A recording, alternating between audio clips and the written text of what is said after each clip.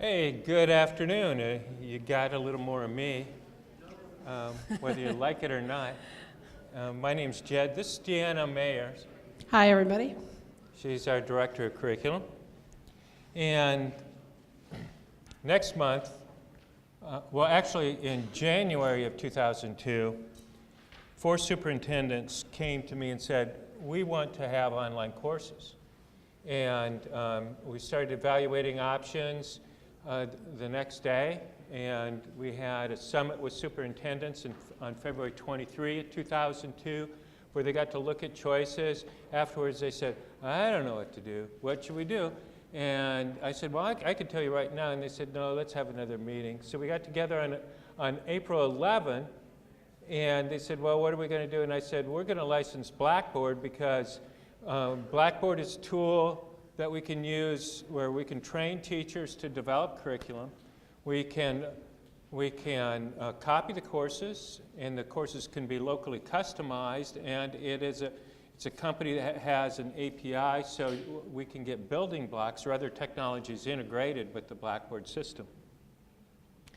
And I faced a couple challenges. First of all, these 4 superintendents came from a video conference consortium, and they brought with them superintendents of more of the schools. And in that consortium at that time, there were I think 38 school districts or something like that.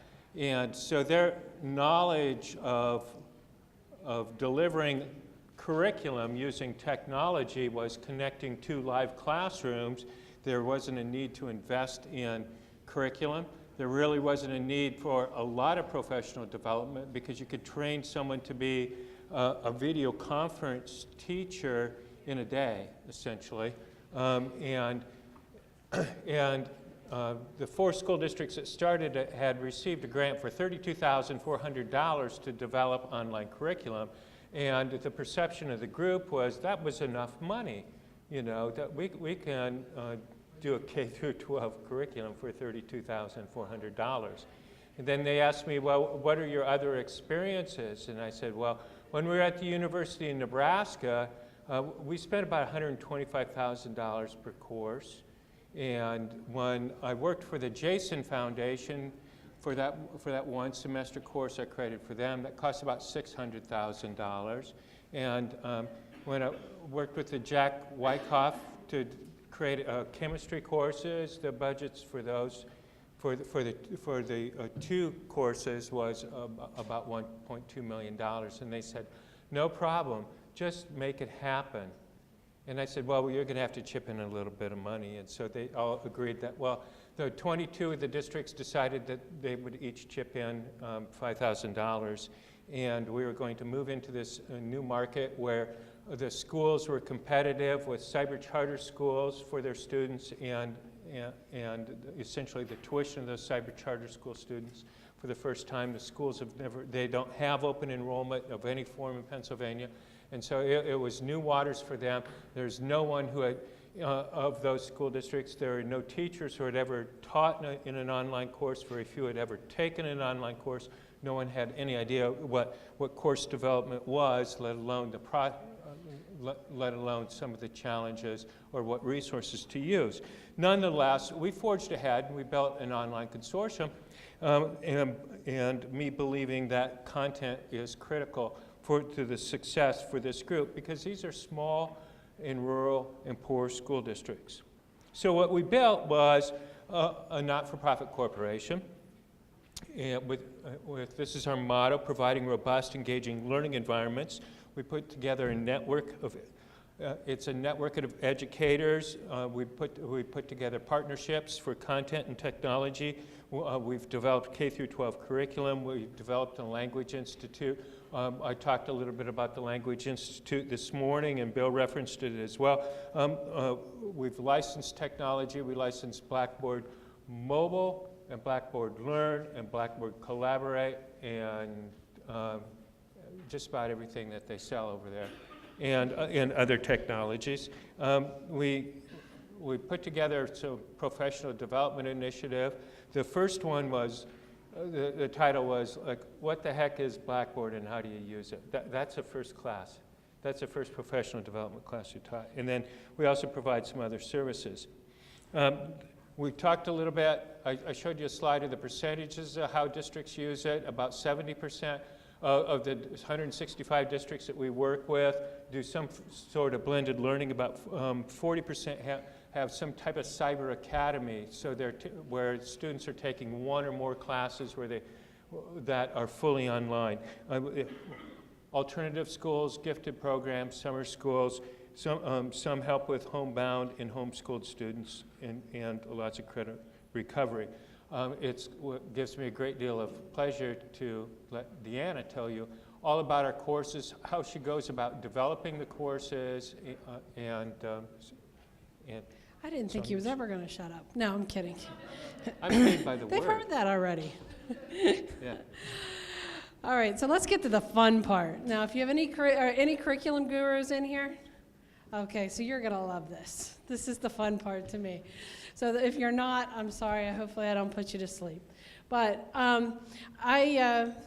when I was hired about 4 years ago by Blended Schools. Prior to that, Jed, as CEO and at marketing, I don't know what else he did. He was also in charge with trying to help teachers write curriculum and create online courses. Because in this world, it's more than just writing the curriculum. It's creating the daily student consumable instruction. So it's way past writing curriculum. I don't know how he did it before he got some help. But when I came on board, we had a fully textbook-driven courses. So all of our courses went step in toe with a textbook. Problem or the struggles we were having is we were sharing these courses with at that time maybe about 120 school districts.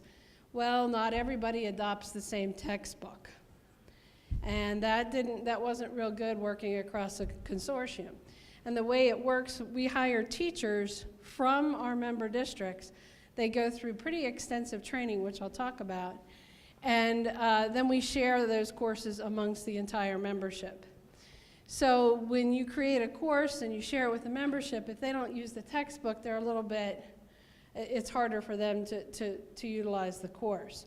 So we decided to go textbook free. So that was the first major thing. The other major thing is we brought in the Understanding by Design process, which if you're not familiar with it, just Google Understanding by Design.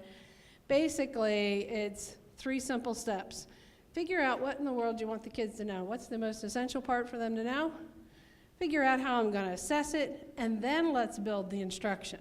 Okay, so that's the path we use in writing our courses. We do get into a little bit more detail. The slide I have up there now is our courses are very, very structured as far as navigation. So if a kid takes a social studies course or a science course or a math course, the units are all in the same places. They all have the basic same components within the unit. They all have the same basic components within a lesson. It's easier for the kids to navigate that way, and it takes out that hurdle. But I show you here, it's the where-to model basically for a lesson. And every one of our lessons has at least this. Many of them have more than this because just, not every lesson fits in the same little cubicle, as Jed keeps trying to remind me. And at the unit level, we always have an authentic project that'll test, kind of to determine the understanding piece, and there's always a unit test to do that knowledge, skill, recall kind of piece. But you have that same framework everywhere you go in our courses. And for the real curriculum gurus in here, here's that where-to model that I use to plan every single lesson. We need kids need to know where they're going. That's the very first statement they get in every lesson from us. They need to know what the hook is. It's the getting started for us. It's kind of the warm-up, bell ringer, whatever you want to call it in this neck of the woods. Madeline Hunter used to call it, what did she call it, Jed? You were around back then, right? Did you meet her? Anticipatory set. Anticipatory set, that's right. Okay, the equip is pretty much the direct instruction piece of the course, because remember, we don't have a textbook, so they're not going to a text to read. So there has to be a place where they get that knowledge piece, and introduced to the new content. And then we go through the other things there. But basically, every single one of our courses looks like that. We utilize a mapping system, so before my developers ever go into developing content in their courses, they create a curriculum map. We use the Atlas Rubicon system just because it's an understanding by design type curriculum mapping software. Fairly inexpensive, but we use this to build our curriculum maps. Once they get these approved from me or their team leaders, depending on how that works, then they move on to creating their assessments. And then lastly, their instruction. And sometimes that's hard for teachers to get used to that path. So I was just going to show you some examples of, here, this is one of our middle school technology courses. I'm trying to show you where the where and the why. That's the, and it's hard to see, I know, and I gave them these slides so that you can get them later. But basically, the do you know is the essential question, objective, whatever, is stated in a frame of a question that is not easily answered. Then they come back to that question at the end of every single lesson. I shouldn't say every single, but most often. And then there's a little getting started activity that's usually fun. Sometimes it's an image, sometimes it's an activity, sometimes it's a URL, sometimes it's a video, whatever's appropriate. Sometimes it's a joke. Literally, I mean, it's a joke, not the activity's a joke. Okay. So here's an example from our AP Biology.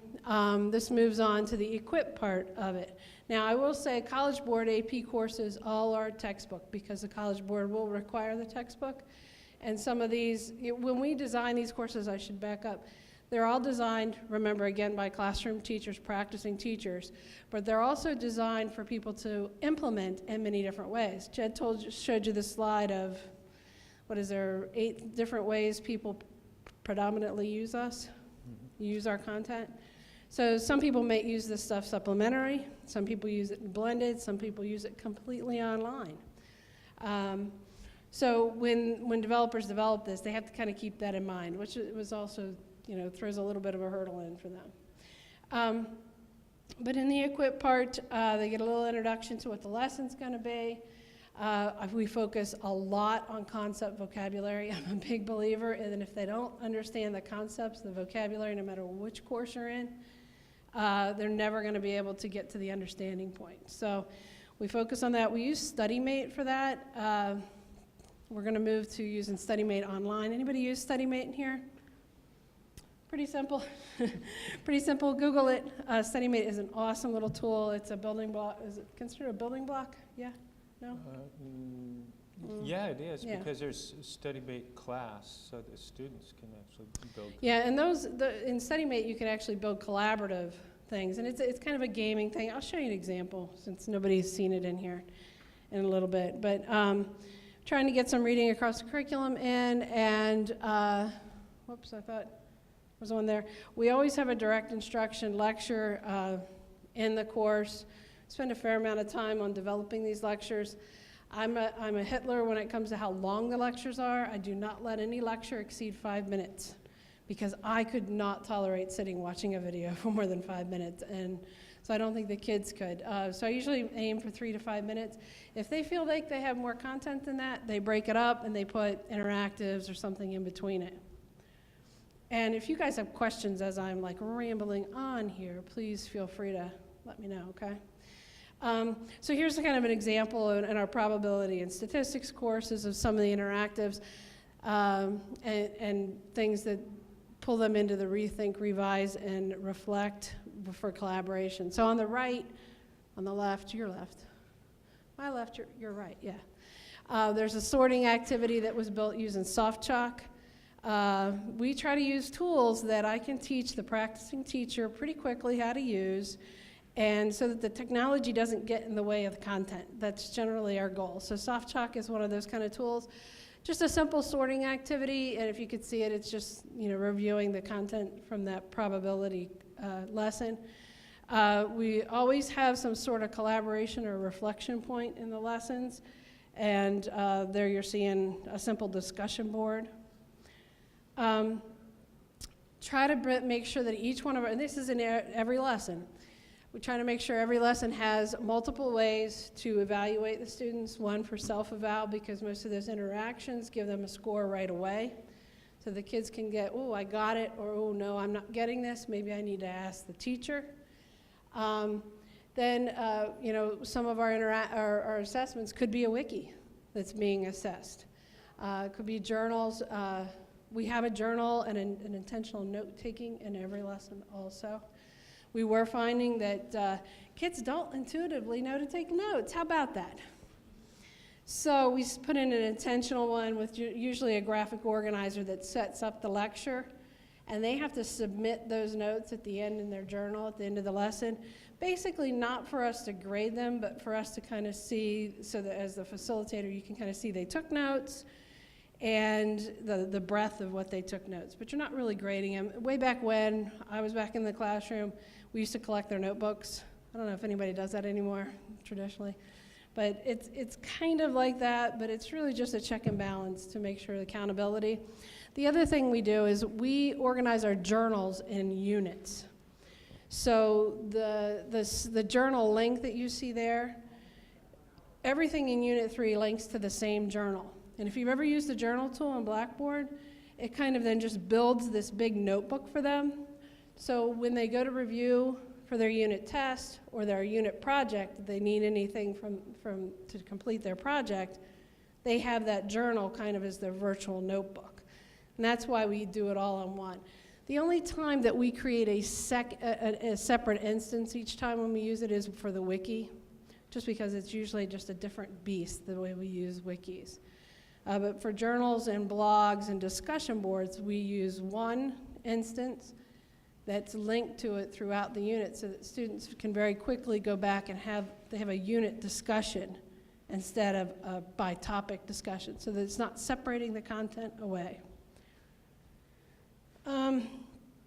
So just some of the end of that where to is talking about extra tailored, we will put in extra internet links. I don't do a lot of that from the development side. We put some internet links in because most teachers have their favorite internet links, and the way our curriculum's designed is when you get a copy of it as a teacher, you can change anything you want in it. You can add to it, you can take away, you can hide, you can rearrange. So that's one of the things we pride ourselves on, is that teachers can make the changes they needed based on the kids they're teaching that semester or that year. So the teachers put in most of the internet links. All right, so our process. I kind of alluded to this a little bit, but we do hire teachers from within our membership.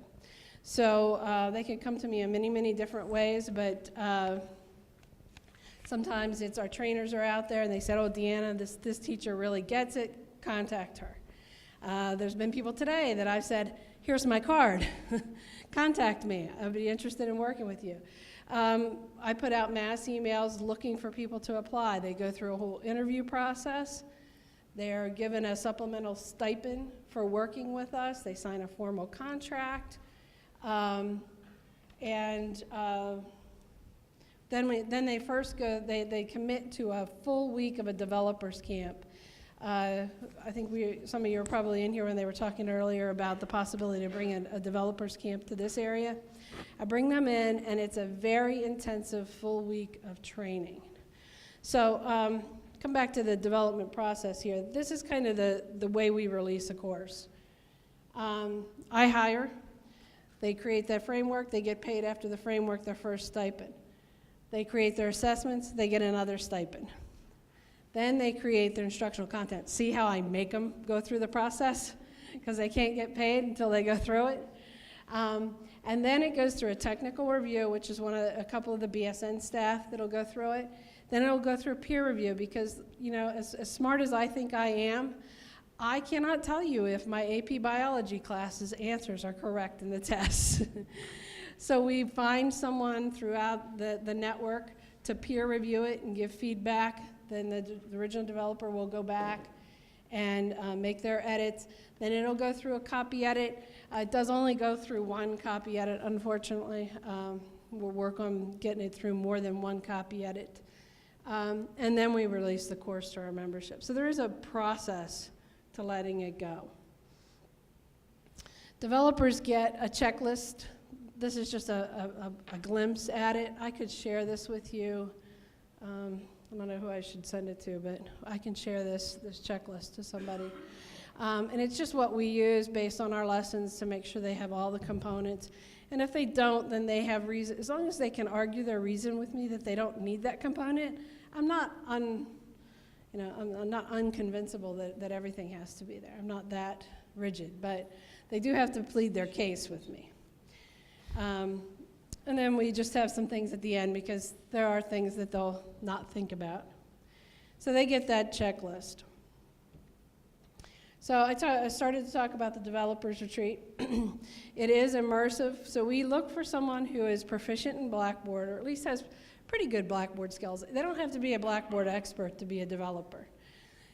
But I'm looking for experienced teachers, someone who really knows their content pretty well, so they're not learning their content at the same time.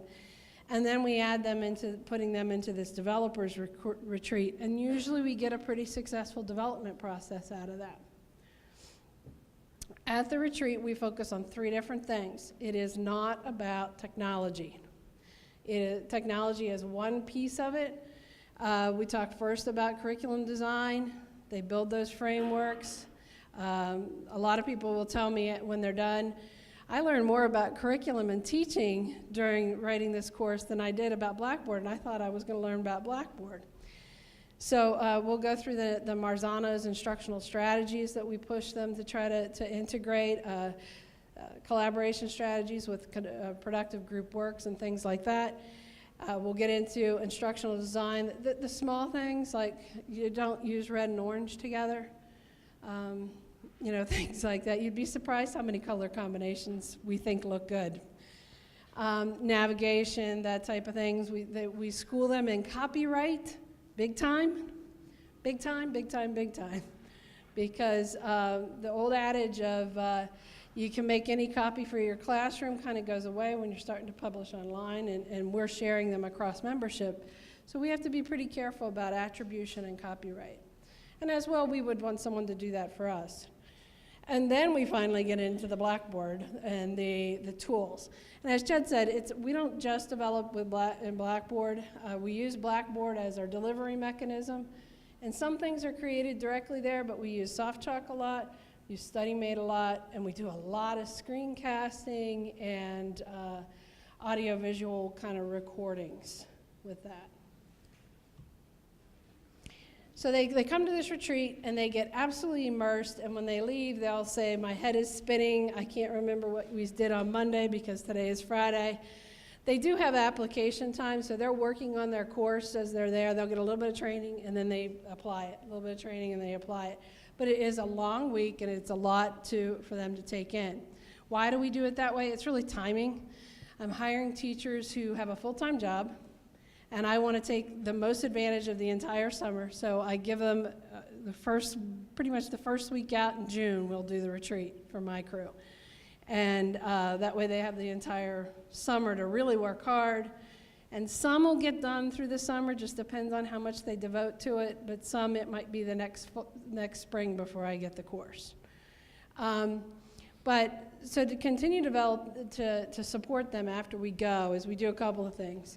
Every Monday night at 9 o'clock during the development cycle, and it's pretty much 365 days a year or 56 weeks for me, because I always have somebody developing.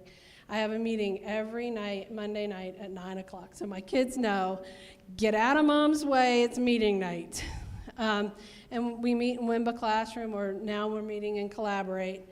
And we either do some just-in-time learning based on things I'm seeing that people are turning in. I'm saying, I'm noticing a lot of people are struggling with this. Or it's just a question and answer piece time for them. And they're required to attend them. If they can't attend them, they're required to watch the archive. If they don't watch the archive, I will figure it out. I will know. Really, it hurts them more than anything, and they know that. So they're usually pretty professional about it. And they can call in. I don't require them to have to see all the slides. They can call in and listen. We're usually, because it is summer and everybody does want to at least take one vacation. Blackboard IM is, spend pretty much my life on Blackboard IM.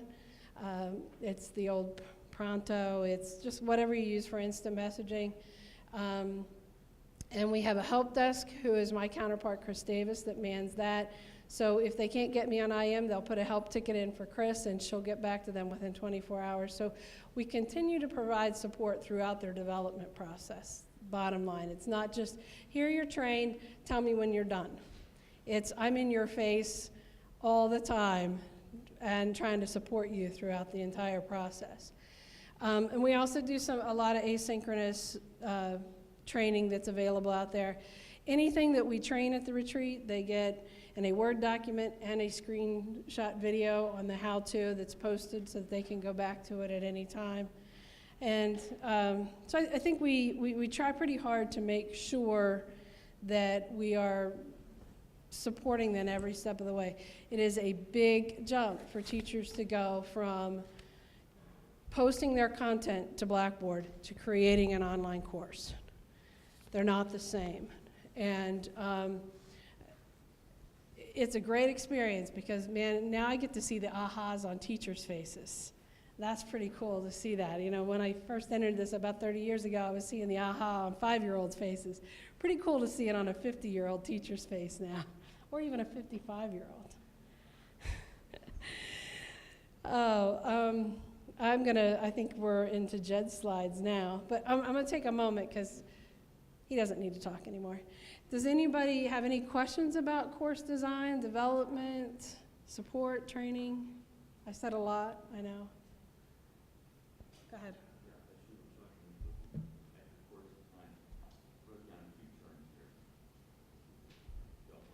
Sure. Formative assessment, adaptive instruction, visualized instruction. All those buzzwords, don't you love them? Ownership, and then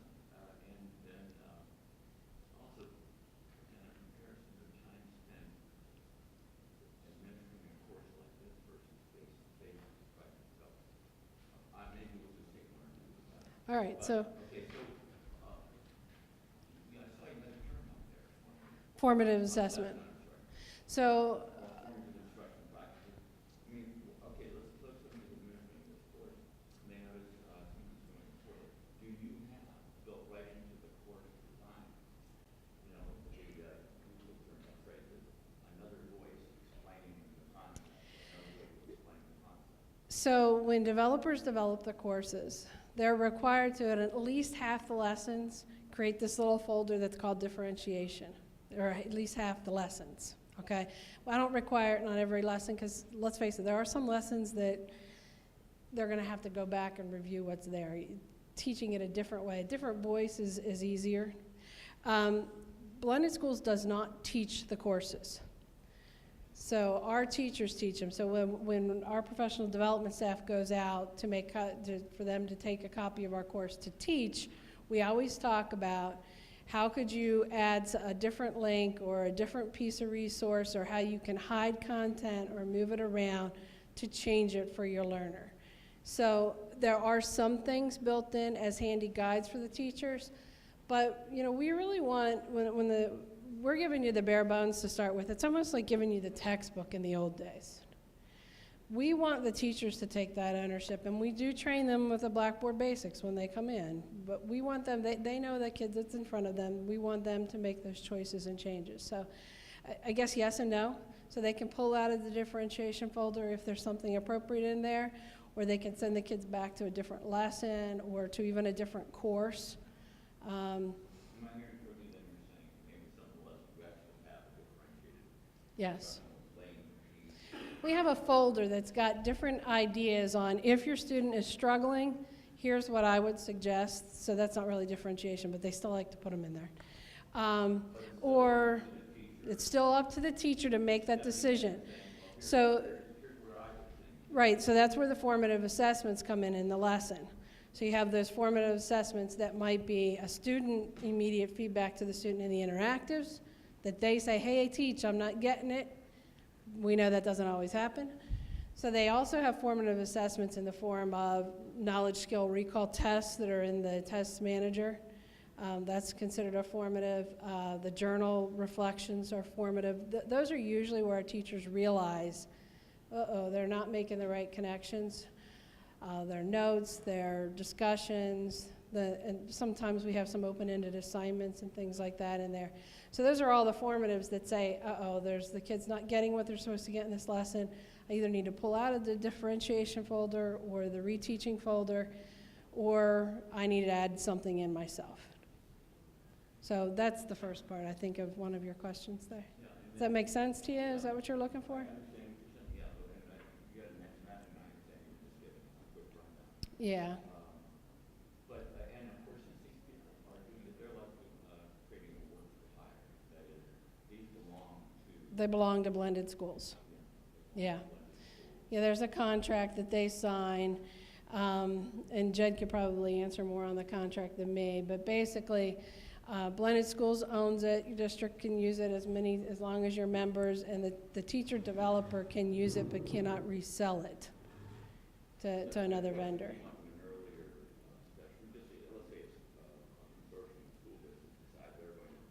Right.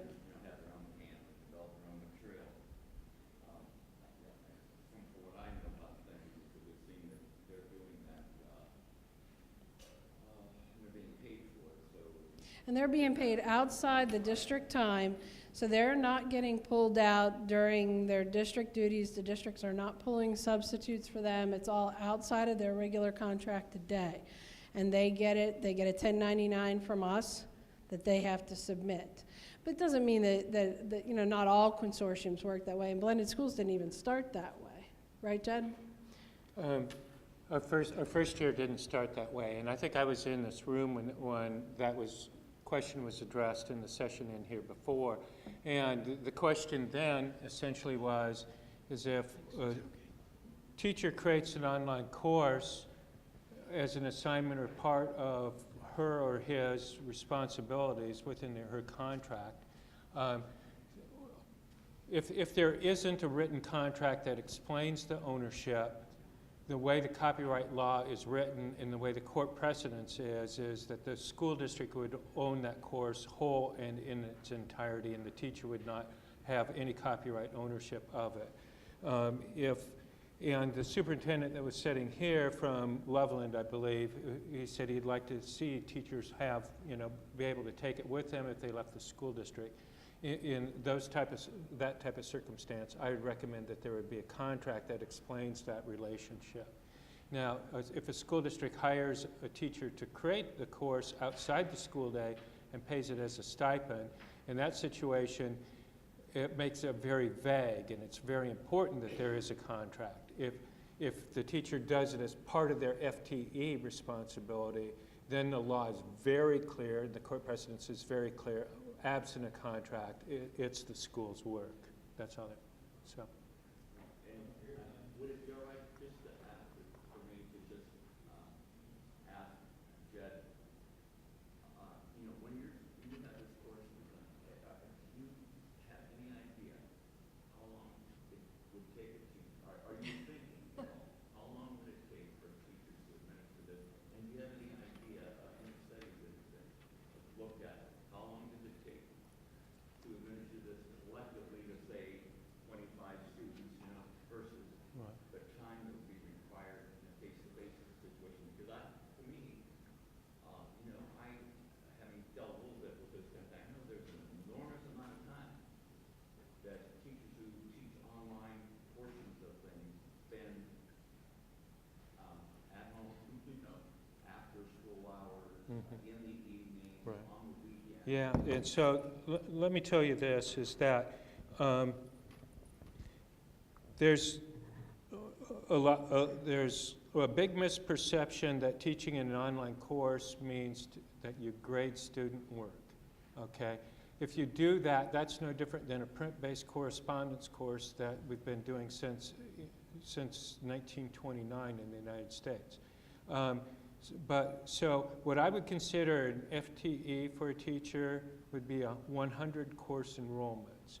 And I would also be very careful not to give that teacher a whole lot of courses, right? Because you don't want to you know that if your teachers have more than, say, 3 or 4 preps, the ability for them to deliver in a regular setting a highly engaging class disintegrates. And that's true in an online environment as well. But I think, you know, as a guideline, I would say 100 student enrollment would be full-time for a teacher for a semester. I know you're using Blackboard and you're developing courses for your program that schools can then purchase. Have you ever considered just extending the professional development? Because not all districts have Blackboard. We have different LMSs out there. But going through your process of course development, I could see to be very beneficial. The answer is yes. We're planning to do. We're planning to grow our professional development to more courses. First of all, some of our professional development, some of our newest professional development, teaching online courses, teaching a blended learning classroom. Those courses, although we use Blackboard, are easily adaptable to other learning management systems. And as far as Deanna and her course development sequence in that process, we're talking with Bill about doing a developers camp for Learn21, and we're talking with another organization as well. I expect that we're going to be delivering those as services beyond our regular membership, just like we're now selling courses to other users of other learning management systems as well. And remember, the retreat, conference, camp, whatever you want to call it, right now, just for my membership, only about 10% of what I cover during that week is Blackboard. It's really easy for me to pull that out because the focus is on the tools to put stuff into Blackboard. So I have found that it's harder for the teachers sometimes to develop directly in Blackboard too because technology gets cumbersome. So that's why we use SoftChalk a lot. If you've never heard of SoftChalk, go download it, 30 days free trial. It's an awesome little piece of software. But that's why we use that kind of stuff. Because our goal is to build capacity in teachers who are practicing and affecting hundreds of kids every year.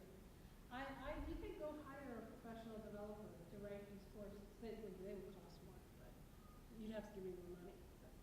Yeah, it's not But gonna it would happen. defeat the purpose of what we're trying to do. We're trying to build capacity within the teaching core that we have here and help you affect every kid you have in front of you traditionally and affect your peers that are next to you and affect the kids you're teaching online. But that's the goal and passion of Blended School. So that's why we hire practicing teachers to write the courses. So we build these experts within the school, and they develop, or they spread the disease of blended schools or the disease of blended learning. Yeah, they do. It is a disease. It is. Yeah. It becomes an infectious disease. We do it through a scalable professional development in addition to developing these experts through the course development process.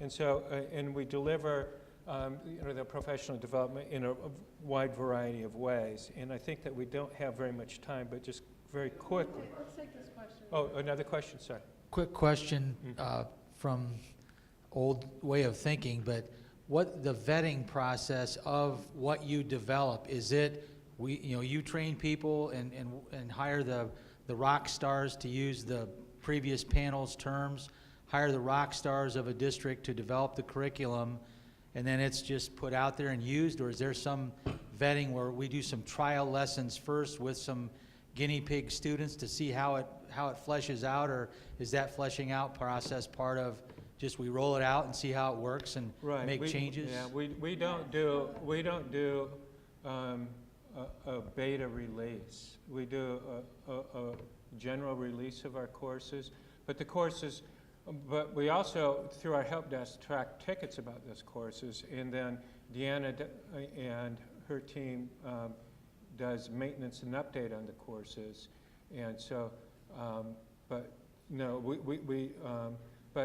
through the peer review process, and because we do hire rock stars to begin with, and because I think a lot of it is that we also want school districts to own the curriculum by modifying it themselves.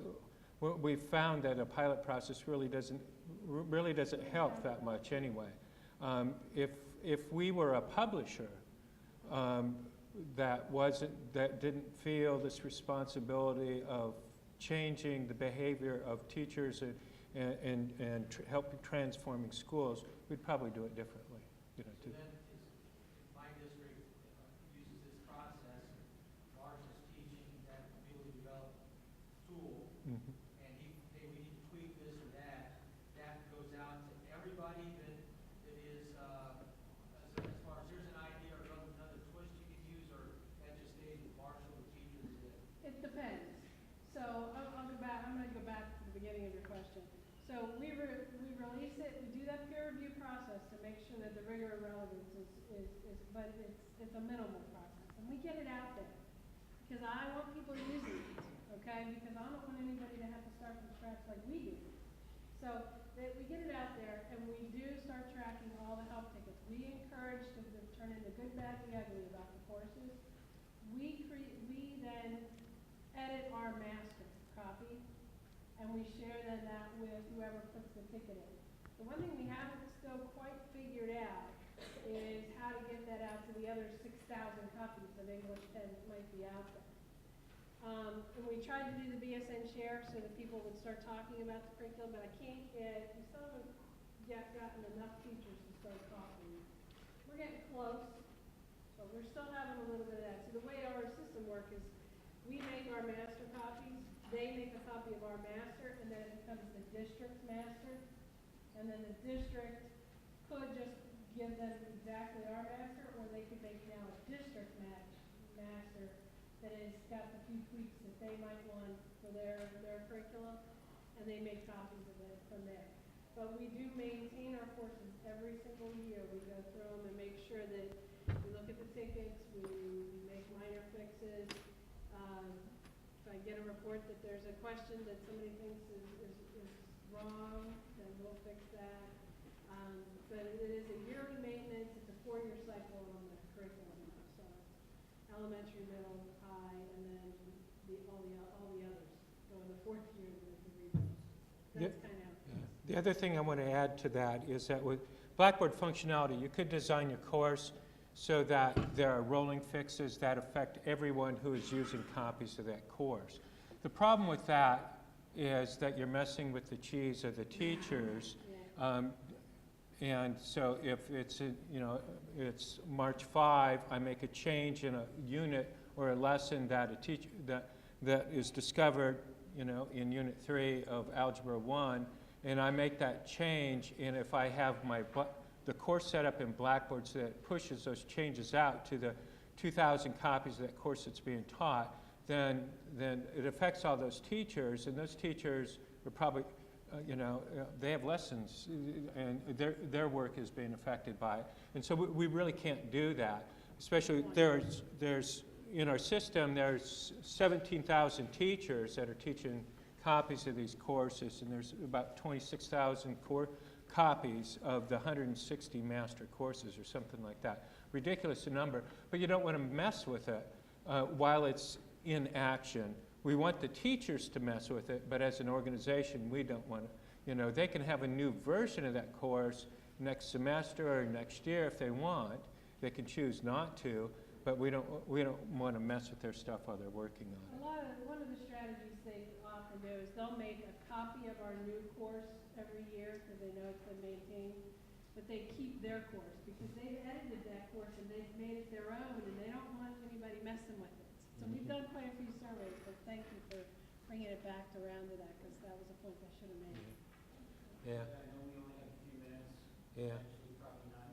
Yeah, so I'm just simply going to say is that in addition to the professional development for creating these courses, we provide professional development for schools for their business planning or strategic planning process so that they can go through and figure out how make critical decisions for their online or blended learning initiative. And then we provide professional development about how to use the tools like Blackboard and how to teach the online courses and how to teach blended courses. And we also provide professional development for what we call online primary contacts, or those are the champions or the leaders within the schools. And so how do you be a leader, and what are special resources that Blended Schools has created for you? So those group of people, it affects about 17,000 to 20,000 people a year. So and it's designed to scale out. And so we provide on-site professional development, asynchronous online courses that can be taught. We have a cadre that helps our professional staff provide professional development. We provide synchronous synchronous professional development, and we provide just-in-time access to a knowledge base or a video library for people who are looking for help. And we also provide webinars and podcasts about what's new and different in Blended Schools, curriculum, technology, professional development. So we provide this wide set of things. I know that Deanna has already submitted the PowerPoint slides, and I encourage you to take a look at that as well. I also saw that she clicked past a couple other slides. One is BSN Share, where we have, it's a social network where teachers can connect together.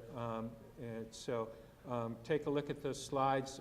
We'll be around for a little bit. If you have other questions, please feel free to come up and talk to us. Thank you.